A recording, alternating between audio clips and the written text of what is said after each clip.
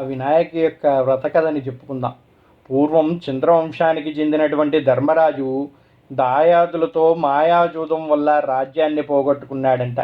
భార్యా సోదరులతో వనవాసం చేస్తూ ఒకనాడు నైమిషారణ్యానికి చేరుకున్నాడంట. అక్కడ సౌనకాది ఋషులు అనేక పురాణ రహస్యాల్ని బోధిస్తుంటే సూతమహాముని దర్శించి తనకు తిరిగి రాజ్యం పొందే మార్గాన్ని ఉపదేశించమని ప్రార్థించాడంట ధర్మరాజు. అటువంటి వ్రతం ఏదైనా ఉంటే చెప్పండి అని వేడుకున్నాడంట.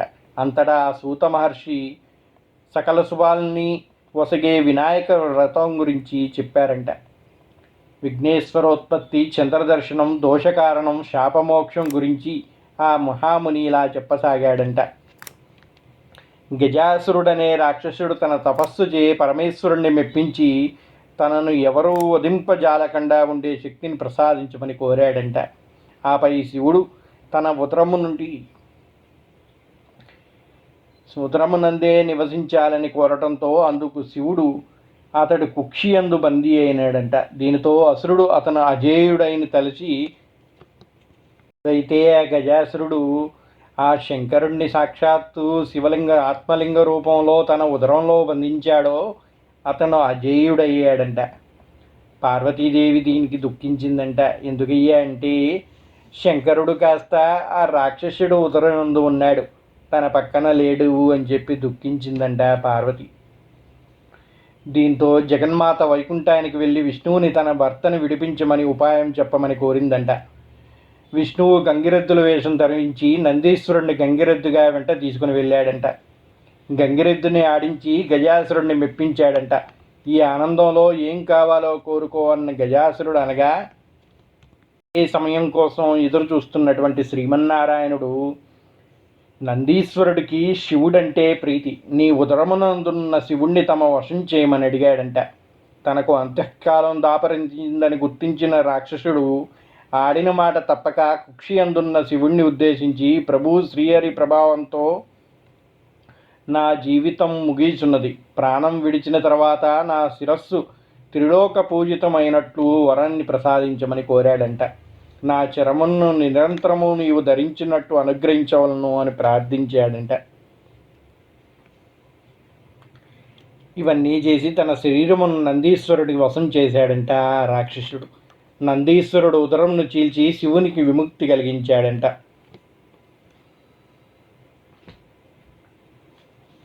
రాక్షసుడి యొక్క ఉదరం నుంచి విముక్తుడైనటువంటి ఆ పరమేశ్వరుడు ఆ గజాసురుని శిరస్సుని చర్మాన్ని తీసుకొని కైలాసానికై బయలుదేరాడంట. తన భక్తుడైన గజాసురుని కోరిక మేరకు అతడి ఉదరంలో ఉన్న పరమేశ్వరుణ్ణి శ్రీ మహావిష్ణువు విముక్తి కల్పించాడని తెలిసినటువంటి పార్వతి కైలాసంలో ఎదురు చూస్తూ ఉందంట. శివుడి కోసం ఎదురు చూస్తూ స్నానానికి సిద్ధమైందంట ఆ పరమేశ్వరి. స్నానానికి వెళుతూ దేహానికి నలుగు పిండిని అద్దుకుంది. పరధ్యాసలో ఆ పిండితో ప్రతిమని తయారు చేసిందంట. చూడముచ్చటైన ఆ బాలుడికి తండ్రి ఉపదేశించిన మంత్రసాయంతో పార్వతి ప్రాణప్రతిష్ఠ చేసిందంట. దివ్య సుందరమైన ఆ బాలవుని వాకిటి కాపలా ఉంచి తన స్నానానికి వెళ్ళిందంట. అయినా ఎవరు వచ్చినా కూడా ఇది దాటి లోనకి ప్రవేశం లేదని చెప్పి నువ్వు ఇక్కడ కాపలా ఉండు నాయనా అని ఆ బాలుడికి కొన్ని కుడుములు ఉండ్రాళ్ళని ఇచ్చి అమ్మ ఆ వినాయకుడిని అక్కడ కాపలాగా ఉంచిందంట. అంతలో అక్కడికి వచ్చిన శివుడు ఆ బాలుడిని అడ్డుకున్నాడంట. శివుడు అక్కడికి వచ్చాడంట. కైలాసానికి బయలుదేరినటువంటి శివుడు సంతోషంతో పార్వతీదేవి దగ్గరికి వెళ్దామని బయలుదేరాడంట.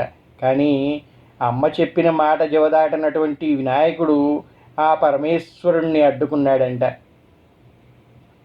ఆగ్రహవేశాలలోనైనటువంటి రుద్రుడు ఆ బాలుడి శిరస్సుని తన త్రిశూలంతో ఖండించాడంట. ఆ శబ్దానికి బయటికి వచ్చినటువంటి పార్వతి జరిగిన ఘోరం చూసి కన్నీళ్లు పెట్టుకుందంట. దీంతో శివుడు గజముఖుడి శిరస్సుని తెప్పించి ఆ బాలుడికి అతికించి ప్రాణం పోసి గజాననుడు అనే నామకరణం చేశాడంట. చూశారా అండి, ఇక్కడ వినాయకుడు ద్విజన్ముడు అంటారు. అంటే రెండుసార్లు జన్మించినటువంటి వాడు.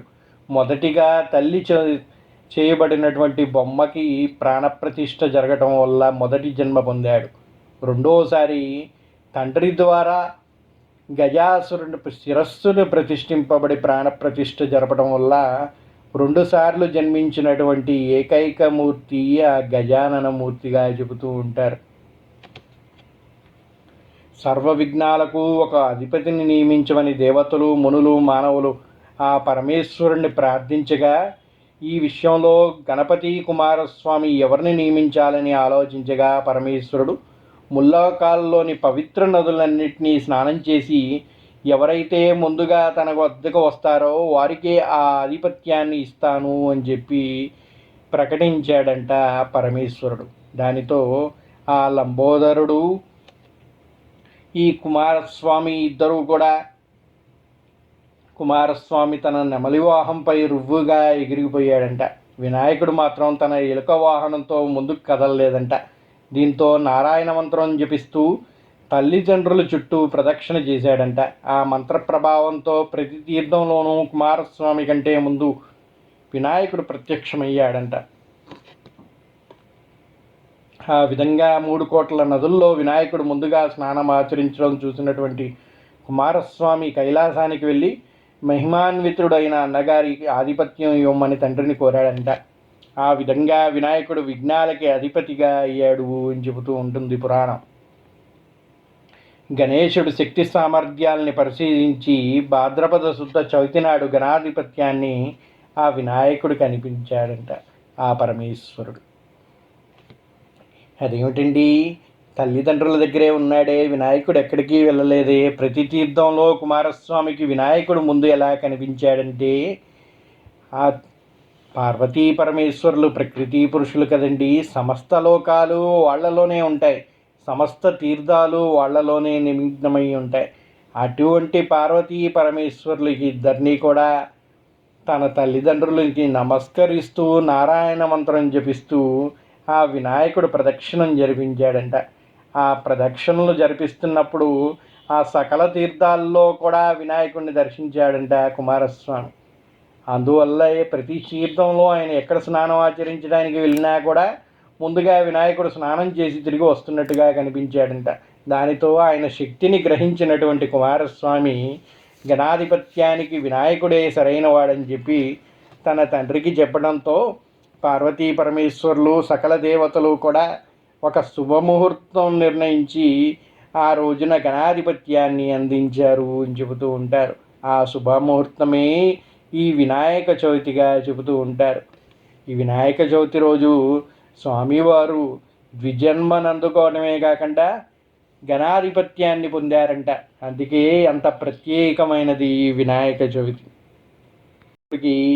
ఈరోజు తన భక్తితో సమర్పించినటువంటి ఉండ్రాళ్ళు, కుడుములు, పిండి వంటలు, పండ్లని సృష్టిగా తిన్న వినాయకుడు నడవటానికి ఇబ్బంది పడుతూ కైలాసానికి చేరుకున్నాడంట.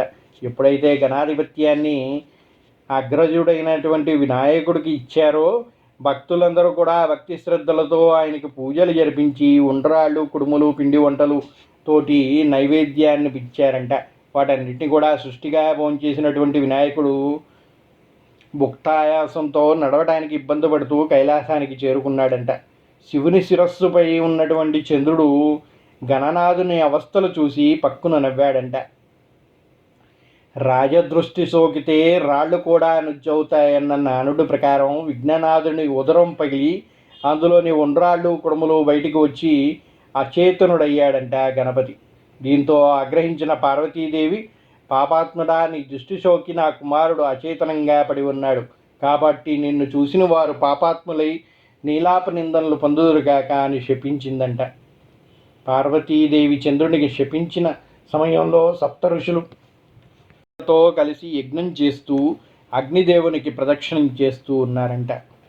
ఆ ప్రదక్షిణ చేస్తున్నటువంటి ఋషిపత్నుల మీద మోహం కలిగినటువంటి అగ్నిదేవుడు కోరిక తీరిక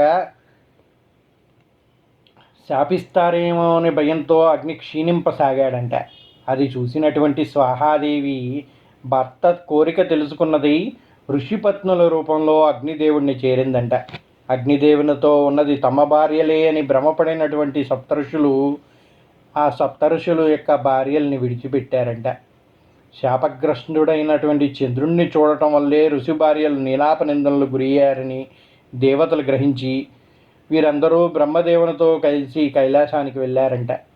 మరణించిన విఘ్నేశ్వరుణ్ణి బ్రహ్మదేవుడు తిరిగి బతికించాడంట. తర్వాత పార్వతీదేవి, అమ్మా, నీవు చంద్రునికి ఇచ్చిన శాపం వల్ల ఆపద కలిగింది, కావున శాపాన్ని ఉపసంహరించుకో అని కోరగా, అప్పుడు పార్వతీదేవి ఏ రోజు చంద్రుడు విఘ్నేశ్వరుణ్ణి చూసి నవ్వాడో ఆ రోజు చంద్రుణ్ణి చూడకూడదు అని శాపాన్ని సవరించిందంట. ఆ రోజు నుంచి అందరూ కూడా భాద్రపద శుద్ధ చవితి నాడు చంద్రుణ్ణి చూడకుండా జాగ్రత్తగా ఉండి సుఖంగా ఉంటూ ఉన్నారంట. ఇలా గడుస్తూ ఉండంగా కొంతకాలం గడిచిన తర్వాత ద్వాపర యుగంలో ద్వారకా నివాసంలో ఉన్నటువంటి కృష్ణుణ్ణి ఓ నారద మహర్షి కలిశాడంట. కాసేపు మాట్లాడుకుని, స్వామి, ఈరోజు వినాయక చవితి, పార్వతి శాపం కారణంగా చంద్రుణ్ణి చూడకూడదు, నేను వెళ్తున్నాను అని చెప్పి కృష్ణుడికి చెప్పి నారదుడు వెళ్ళిపోయాడంట.